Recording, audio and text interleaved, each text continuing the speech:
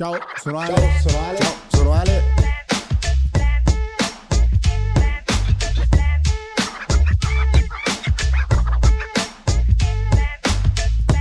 Ciao, sono Ale, sono appena tornato dall'Ucraina, viaggio di una settimana super interessante, questo è sempre Big Time, che vi ricorda che il 2030 ormai fra soli 4 anni, visto che abbiamo scavallato, 2005 era 21 anni fa oramai, e come diceva Gramsci, quando il nuovo tarda ad arrivare, il vecchio tarda a morire, nascono i mostri, noi invece cerchiamo di comprenderli questi mostri, capire quali sono le macroforze che guidano questo cambiamento.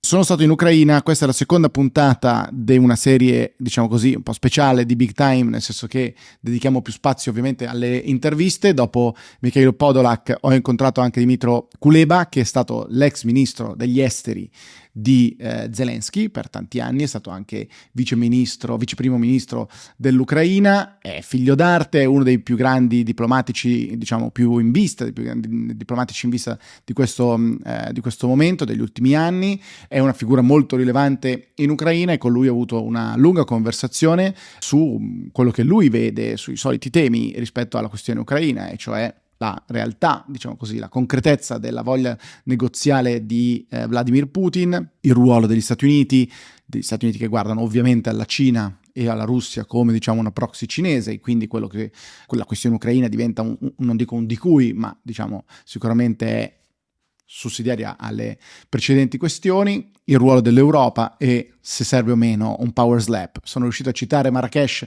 all'interno di un'intervista con un ex ministro degli esteri, quindi direi grande risultato per questo 2025.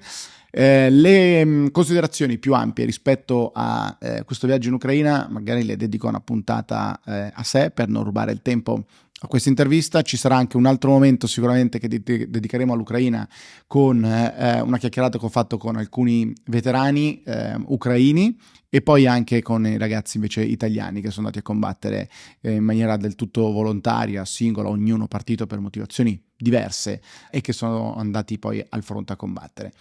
Godetevi questa intervista. Ciao. You are one of the most prominent diplomatic figures on the global scene. What was your reaction when you saw the new national security strategy by the US? You read it and you thought?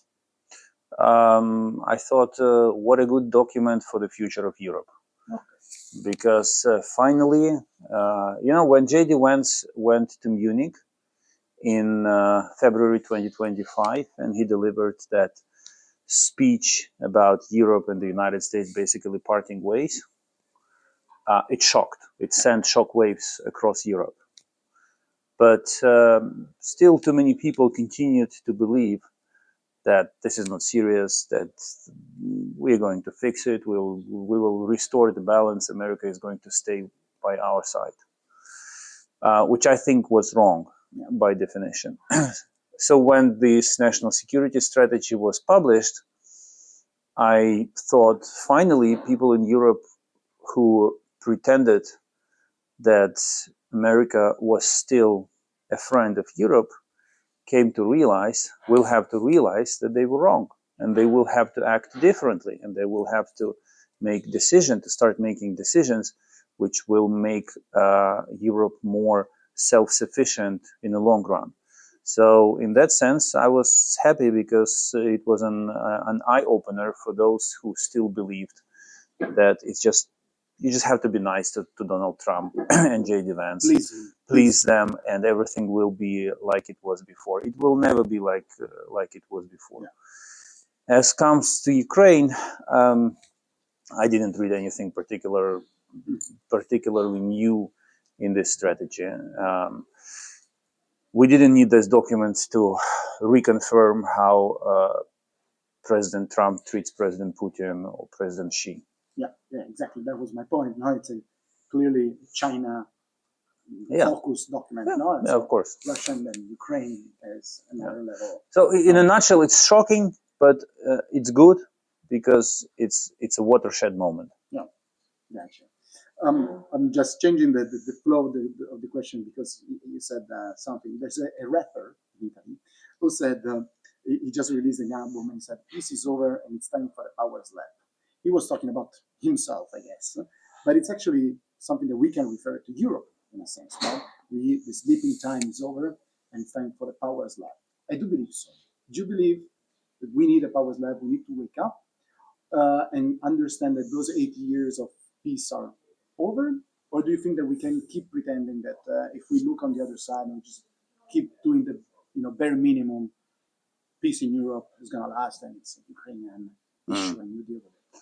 I can offer Italian rapper another line similar to his, which is mine, and it's the era of peace in Europe is over. I don't know how well it fits a song, but it seems to me. It's his job. But it's his job, and secondly, I think any word can fit a rap song. That's the beauty of the genre. If it's a big thing, otherwise we're going to give you a share of also the album. Good. I'm here. We're talking business. Just like Trump would do. Yes. No, seriously, I've been saying this since the beginning of the year, almost in every public statement or remarks or appearance in Europe. Guys, the era of peace is over. There will be war in the territory of the European Union. I know you cannot imagine that happening, but you're making the biggest mistake every human being is inclined to make, which is you think that the worst can happen to anyone else but you. You walk on the street, you do not believe that you will be hit by a car. You know that there are cases of people being hit by a car, but you can even cross the street on red light, because these were the dumb guys who were hit by a car while crossing the street on the red light. I'm smarter. I'm sorry, they were just dumb. I'm much smarter. I can avoid that. And then you get hit. This is and the fact that you were not hit once or twice during the first attempt to cross the second does not mean that you will not be hit if you continue like this. So this is where Europe is. It is making a mistake believing that the war is something that can happen in Caucasus, in the Middle East, in Ukraine, in the Balkans. But look around. How can war come to the streets of Genoa or Vicenza or Naples or Bari? No. There's not a single reason why it should. Somewhere else, yes, but not here. And this mistake drives political mistakes in assessing reality and preparing for reality. Europe reminds me of someone who sets up an alarm clock to wake up at 8:30 and start a day early. And then when the alarm rings and you're committed to waking up, but you still, what do you usually do? Snooze. You snooze it. Couple of minutes. Exactly. And then you keep snoozing and snoozing and snoozing it until it's like 9:30. This is Europe. It's oh shit moment. And then there is oh shit moment, no time to have your coffee at home, no time to walk your dog, you are in a rush, you're being late, your plans are ruined, and you have to correct all the mistakes that originate from one single fact that you were snoozing instead of waking up. So this is Europe today. Europe knows that there is a threat. This is why it set up the alarm. Yeah. But it keeps believing that we still have time to snooze. Yeah. But can I ask you a challenging question? You are a strong supporter of Ukraine joining the EU. You said in 2023 that at the end of the war it's going to be joining both NATO and the EU. NATO is looking more and more outdated in a sense, and the EU is looking weak more and more. Why joining it? What the EU membership needs? For Ukraine, it's very simple. This war is happening because in 1992, 1 year after the split up of the Soviet Union, the decision was taken by Washington and key European capitals, including Rome, that Central Europe which is Baltics, Poland, Czechia, Slovakia, Hungary, and Romania, will be accepted as part of the West, and Ukraine will be designated a role of a part of the Russian world friendly to the West. Tough job. But that was the strategy. Yeah. And the logic was clear, because you needed a friendly Ukraine, because Ukraine is big, industrially strong, and it's bordering Europe. But no one questioned the fact that Ukraine belongs to Russia. No one in the mainstream politics. So this helped to nurture the sentiment in Russia that we can take Ukraine back. And this is how it led to the war. Putin spent 20 years trying to bring Ukraine back politically and economically. He failed. He made his last effort to bring it back militarily. So for Ukraine to avoid war, to have a chance for a decent, prosperous life, is only to be accepted as part of the West. There is nothing in between. So the guarantees substitute membership, or it's no. It's not always. the strongest guarantee. I've been hearing these conversations for decades. Let's design a special path for Ukraine. Why? Why should you design a special path for Ukraine? Europe has to understand one thing. Europe is by essence an enlargement project. Wherever Europe does not come, someone else comes. You don't come to, you spend 20 years keeping Balkans on the distance of the hand, promising them accession while doing zero to bring them on board. What do you have in the Balkans? You have Russia and China. The same in Ukraine. If you want to maintain security and prosperity at the heartlands of Europe, which is Italy, Germany, France, you have to expand. You have to expand, and Ukraine has to be a part of the project. I'm not even talking about civilizational things and cultural things, because throughout all our pre-1654 history, where we signed a military alliance with Moscow, we belonged to Europe. Our princesses were marrying European princes. Our intellectuals were studying in the University of Bologna and in the University of Sorbonne and other prominent places. We drank the same wine. Well, maybe we preferred Hungarian wine to Italian back then. Not anymore. No, but yes, but we belong. Your problem is that you just forgot that Ukraine belongs to Europe. Because for 300 years, Russian official imperial propaganda was telling a different story. But we didn't. And we want to come back to where we belong. Why? I'm not understanding why. I'm a strong pro-European guy, but I'm also pro-power slap to Europe in the moment. I think if you love Europe in this moment, you want to wake Of course. up. Why is nobody complaining about this scene that Putin is doing today about the drone attack to his villa, whatever, just to it's just proving that he never sat at the negotiation table, right? When he saw that something was actually moving, probably, he just made this up. Why is Europe not protesting? Why are we not making a big scene and saying, how can we actually drag him to a proper negotiation table? Power lab. Europe can spend years complaining that Russia is not treating it seriously, that the United States do not treat them seriously.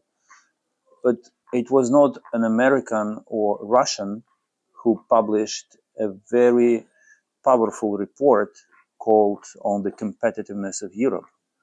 It was one of the brightest European minds, who happens to be an Italian mind, Mario Draghi, who basically put it in black and white. We are losing the war for competitiveness. And we did it put it back in the desk. Yes, of course. Everyone spoke about this report and praised Draghi for making very reasonable statements. And then what happened then? Nothing. Politics. Nothing. Politics, exactly. So I will tell you when you will begin to seriously build a power lab, turn Europe into a power lab. When the first unidentified drone will hit a target on the EU soil, not just cross the airspace into the airspace or cross it and land it without a load, but with the one that will target something. A railway, electricity facility, a military depot, I don't know what it will be. This is when all of a sudden you will come to realization that, oh my God, we have to do something. Now we have to be serious. Again, snoozing. Snoozing is it's enshrined in Europe's DNA. And as you, I'm very pro-European. I just want Europe to be strong. And for Europe to be strong and to be respected internationally, it has to change. Otherwise, as someone from Singapore once told me in almost 10 years ago, he said, Europe for us is about museums and shopping. If Europe does not want to degrade to the status of a global museum and shopping, especially taking into the account that most of the shopping items will be made in China, then it has to beef up its muscle. And to beef up its muscle, it has to become a military power with foreign ambition. The moment you begin to conserve, to self-preserve itself, you begin to die out. This is the process of degradation. You have to expand. You have to have the ambition. Regime change, both in Ukraine and Russia. Do you think there's victory without regime change in Russia? And do you think a change in the leadership in Ukraine should be on the table, at the leadership table? The key to your answer, to your question, is the definition of victory. If we do not define what victory is, then we will not be able to define to answer your question. What is victory? Good. That's the question that you have to ask. Victory of Ukraine today is the existence of independent, sovereign, and European Ukraine. Independent, it's the nation of Ukraine exists. Sovereign, this nation makes its own choices. These choices are not made in Moscow, in Brussels, in Berlin, Rome, Paris, or Washington. European, a member of the European project, European Union. If these three things are secured in a peace deal, I think Ukraine can claim victory. I will tell you, our history is not as long as yours, of course, but every time since 12th century, Kiev was attacked from what is northeast, whether from Moscow or from St. Petersburg, whether from the Grand Duchy of Muscovy or from the Russian Empire or from the Soviet Union, doesn't matter. Every time since 12th century we were attacked from there, we were losing both the capital and the nation. We are the first generation of Ukrainians who did not fall under the strike from Moscow, which means that for the first time in 10 centuries, we accomplished the task that none of our national heroes from history were able to accomplish. We have the state that is strong enough to defend itself, but still weak enough to allow Russia to bleed us out. Mm-hmm. Therefore, today, having a nation, a sovereign nation, a European nation, is a victory. You can temporarily lose territories, but you can always claim them back over time. In this scenario, Putin will never accept the existence of independent, sovereign, and European Ukraine. The destruction of Ukraine is the greatest mission of his life. I know two things. As long as he is alive, three things. As long as he is alive, first, he will be in office in the Kremlin. Secondly, he will be fighting wars different wars, not only against Ukraine, because he found it very convenient to run a war economy, a war country. And third, he will be obsessed with destroying Ukraine. So there can be a different kind of intensity and dynamics of the war, maybe not as large scale as this, but he will always be trying to do something. When it comes to regime change in Ukraine, it's not about personalities. It's about Zelensky is a good war leader for his time. But if we are a democracy, and we are a democracy, we need to hold elections and we need to move forward. And no one is irreplaceable in this country. So Ukraine will continue to develop as a democratic nation, as a European nation, and there will be a regime change. But demanding from Ukraine to hold elections as part of negotiations, I mean, it has nothing to do with ensuring strengthening democracy in Ukraine. So you would go for elections before any ceasefire or peace deal? I think Ukrainian. If you asked me this question 6 months ago, I would have said no. But today, I feel that the Ukrainian society has matured to the point when it will be ready to hold elections, even without a ceasefire. Let me ask you a final question. Is the main responsibility, in my opinion, for a politician is to be able to design the future. In Italy, we are not able, or politicians are not able to do that. And that's why. But you are doing much better than German and French politicians. Thank you for that. But yes, it's still crawling in the dark. What is Ukraine 2035? What's the economy made of? What's the main driver? What's the competencies that you should focus on? Like, try to think about it and then work backwards. Yeah.